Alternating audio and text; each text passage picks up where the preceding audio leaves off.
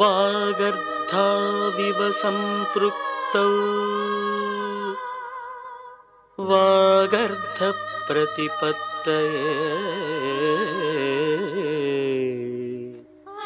జగతః పితరౌ వందే పార్వతీ పరమేశ్వరౌ. వాక్కు అర్థముల వలె కూడియున్న వారును ఈ జగత్తునకు తల్లిదండ్రులు అయిన పార్వతీ పరమేశ్వరులను వాక్కుల అర్థముల సంప్రాప్తి కొరకు నమస్కరిస్తున్నాను అని అర్థం. వాగర్ధావివ సంపృక్తౌ వాగర్ధ ప్రతిపత్తయే జగతః పితరౌ వందే పార్వతీ